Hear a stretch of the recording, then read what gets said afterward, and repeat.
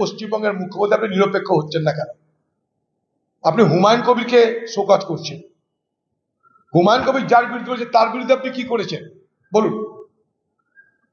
হুমায়ুন কবির যদি হুমায়ুন মুখার্জি হতো, হুমায়ুন ব্যানার্জি হতো, তাহলে তো আপনি করতেন না। আপনারা করছেন কেন?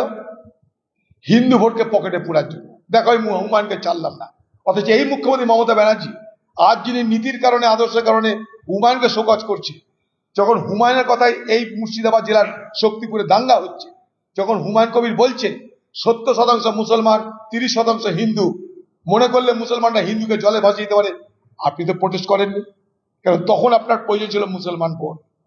উল্টে আপনার এই আইপ্যাক তারা হিন্দু এলাকায় গিয়ে প্রচার করেছে হিন্দুরা এক হও, হিন্দু এক হলে বিজেপি জিতবে, এই আইপ্যাকের প্রচার ছিল। এই আইপ্যাক প্রচার করেছে হিন্দুরা 48% বহরমপুর লোকসভায়, অথচ এটা মিথ্যা তথ্য। হিন্দুরা বহরমপুর লোকসভায় মাত্র 33 থেকে 34%। সেদিন তো আপনি হুমায়ুন কবিরের এই মন্তব্যের প্রতিবাদ করেননি, যখন বলেছিল 70% মুসলমান মনে করলে 30% হিন্দুকে মেরে গঙ্গা জলে ভাসিয়ে দিতে পারে।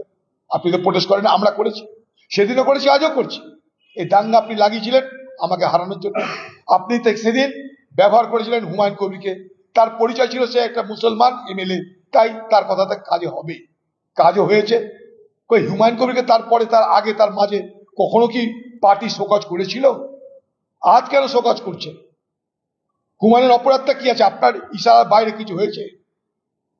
হুমায়ুন কবির যদি হুমায়ুন অধিকারী হতো, হুমায়ুন ব্যানার্জি হতো, আপনি এটা করতে পারতেন?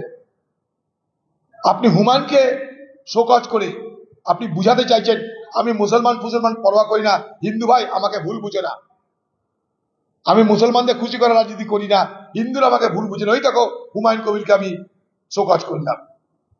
হুমায়ুন কবিরকে শোকজ করার আগে মুখ্যমন্ত্রী মমতা ব্যানার্জি নিরপেক্ষ হয়ে যার বিরুদ্ধে হুমায়ুন কবির বলেছে তার বিরুদ্ধে কি করেছেন আপনি? প্রথম প্রশ্ন আমার, চালাকি করছেন কেন? আপনি চালাকি করছেন কেন? এই হুমায়ুন কবিরকে আপনারা ব্যবহার করেছেন, এই হুমায়ুন কবিরকে আপনারা বড়ে তৈরি করেছেন, তাকে দিয়ে সাম্প্রদায়িক বিভাজন রাজনীতি করেছেন। আর আজ তার প্রয়োজন হয়তো ফুরিয়ে যাচ্ছে, তাই আপনি তাকে শোকজ করছেন।